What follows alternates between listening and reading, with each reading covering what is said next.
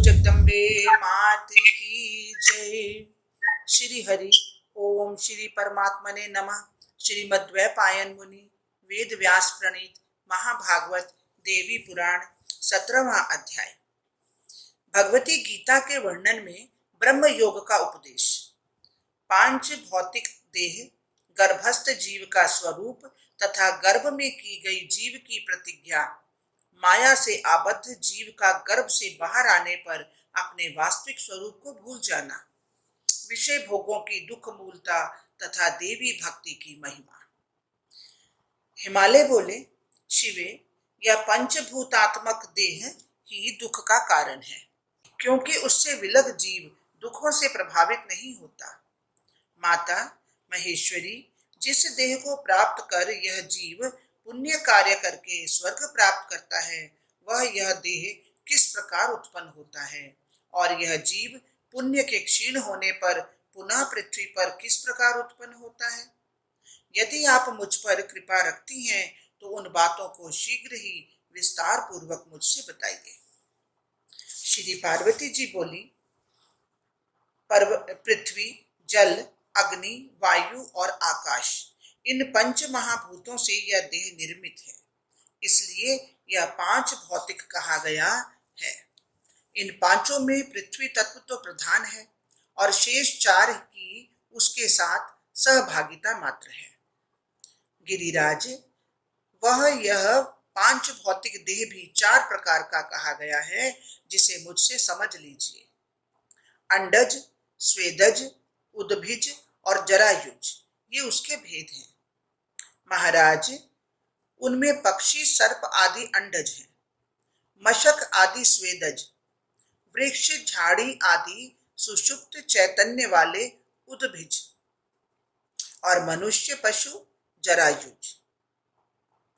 शुक्र, रज आदि से निर्मित देह को जरायुज समझना चाहिए। पुनः उस जरायुज को भी पुरुष, स्त्री और नपुंसक भेद से तीन प्रकार का जानना चाहिए। पर्वतराज, शुक्र की अधिकता से पुरुष, रज की अधिकता से स्त्री और दोनों की समानता से नपुंसक होते हैं। अपने कर्मों के वशीभूत जीव ओस कणों से संयुक्त होकर पृथ्वी पर गिरने पर धान्य के बीच पहुंचता है।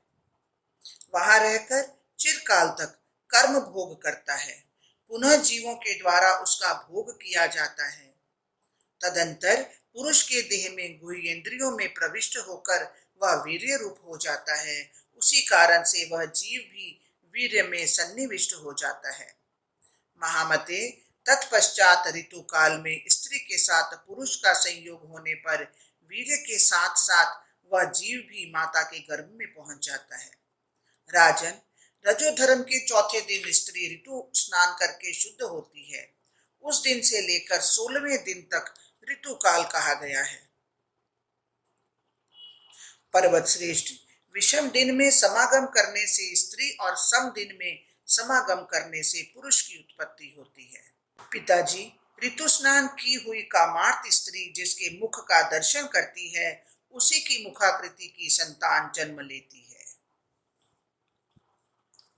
अतः स्त्री को उस समय अपने पति का मुख देखना चाहिए। महामते, वह वीर्य स्त्री के योनि स्थित रज से मिलकर एक दिन में अवस्था विशेष बन जाता है। वही कलल अत्यंत सूक्ष्म झिल्ली से पूर्णतया आवृत होकर 5 दिनों में बुलबुले के आकार का हो जाता है। अत्यंत सूक्ष्म आकार की जो चमड़े की झिल्ली होती है, उसे जरायु कहते हैं। चूंकि उसमें वीर्य तथा रज का योग होता है, उसी से गर्भ उत्पन्न होता है, इसलिए उसे जरायुज कहा जाता है। तत्पश्चात 7 रातों में वह मांसपेशियों से युक्त हो जाता है और फिर एक पक्ष में वह जो पेशी होती है, उसमें रक्त प्रवाह होने लगता है। तत्पश्चात 25 रातों में देह के अवयव अंकुरित होने लगते हैं। महामते, 1 महीने में क्रम से कंधा, गर्दन, सिर, पीठ और पेट, ये 4 प्रकार के अंग निर्मित हो जाते हैं। दूसरे महीने में हाथ और पैर हो जाते हैं। तीसरे महीने में अंगों की सभी संधियां उत्पन्न हो जाती हैं और चौथे महीने में सभी अंगुलियां बन जाती हैं और उसी महीने में उसके भीतर जीव की अभिव्यक्ति हो जाती है।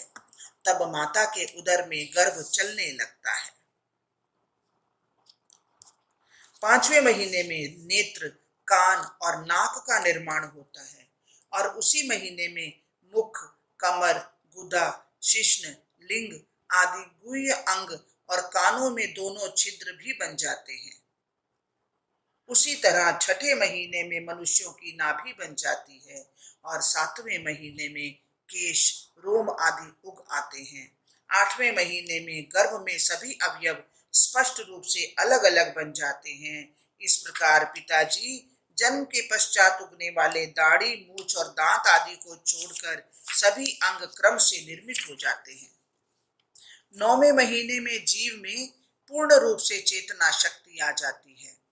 वह उदर में स्थित रहकर माता के द्वारा ग्रहण किए गए भोजन के अनुसार वृद्धि को प्राप्त होता है। वहां पर अपने जन्मांतर के कर्मों के अनुसार घोर यातना प्राप्त करके वह जीव खिन्न हो उठता है और पूर्व जन्म में अपने शरीर से किए गए कर्मों को याद कर अत्यंत दुखी हो जाता है। माता के गर्भ में इस प्रकार का कष्ट प्राप्त करके भी जीव बार बार पृथ्वी पर जन्म लेता है।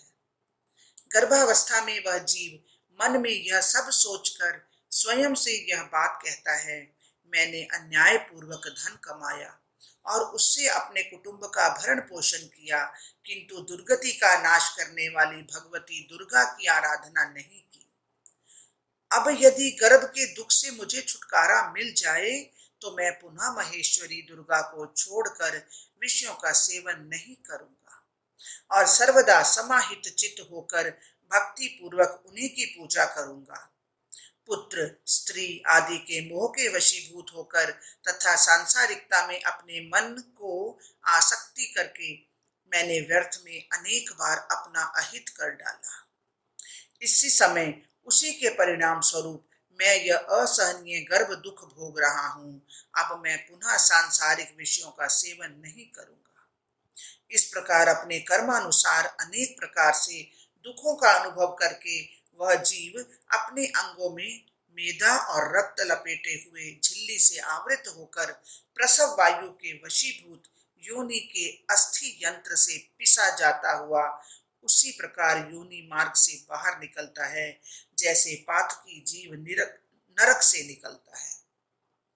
तदंतर वह जीव मेरी माया से मोहित होकर उन दुखों को भूल जाता है और कुछ भी न कर सकने की स्थिति को प्राप्त होकर मांसपिंड की भांति स्थित रहता है। जब तक कफ आदि से उसकी सुषुम्ना नाड़ी अवरुद्ध रहती है तब तक वह स्पष्ट वाणी बोलने में तथा चल फिर सकने में समर्थ नहीं होता और दैव योग से जब वह कुत्ते, बिल्ली आदि दाढ़ युक्त जंतुओं से पीड़ित होता है तब स्वजनों द्वारा उसकी सम्यक रक्षा की जाती है। बाद में वह स्वेच्छया कुछ बोलने लगता है और दूर दूर तक चलने भी लगता है। पिताजी इसके बाद कुछ काल बीतने पर यौवन के उन्माद में आकर वह काम, क्रोध आदि से युक्त होकर पाप और पुण्य कर्म करने लगता है। जिस देह के भोग के लिए जीव सारे कर्म करता है वह देह पुरुष से भिन्न है, क्योंकि जीवात्मा का भोगों से क्या संबंध। प्रतिक्षण आयु का क्षरण हो रहा है और वह हिलते हुए पत्ते पर स्थित जल कण की भांति क्षण भंगुर है। महाराज, विषय वासना संबंधी सभी सुख स्वप्न के समान हैं, फिर भी जीव के अभिमान में कोई कमी नहीं होती है। मेरी माया से मोहित हुआ जीव यह सब नहीं देखता। वह भोगों को शाश्वत समझकर केवल उन्हें ही देखता है और भूधर आयु के पूरा हो जाने पर काल जीव को अकस्मात उसी भांति ग्रस लेता है जैसे सर्प अपने पास आए हुए मेढक को क्षण भर में ग्रस लेता है। महान कष्ट की बात है कि यह भी जन्म व्यर्थ बीत गया। इसी प्रकार दूसरा जन्म भी व्यर्थ चला जाता है। विषय भोगों का सेवन करने वालों का उद्धार होता ही नहीं, अतः आत्म तत्व का विचार करके वासनात्मक सुख का परित्याग कर शाश्वत ऐश्वर्य की प्राप्ति की कामना करते हुए मेरी उपासना में तत्पर रहना चाहिए। तभी ब्रह्म से स्थिर संबंध बनता है। अपनी आत्मा को देह आदि से पृथक निश्चित करके मिथ्या ज्ञान जनित देह आदि की ममता का त्याग कर देना चाहिए। पिताजी, यदि आप सांसारिक दुखों से छुटकारा चाहते हैं तो एकाग्रचित होकर भक्ति पूर्वक मुझ ब्रह्मरूपिणी भगवती की आराधना कीजिए। बोलो जगदम्बे मात की जय। इस प्रकार श्री महाभागवत महापुराण के अंतर्गत श्री भगवती गीतोपनिषद में ब्रह्म विद्या योग शास्त्र के अंतर्गत पार्वती हिमालय संवाद में ब्रह्म योगोपदेश वर्णन नामक 17वां अध्याय पूर्ण हुआ। हे कृष्ण, आप इसे स्वीकार करें। जय जय श्री राधे, जय जय श्री राधे, जय जय।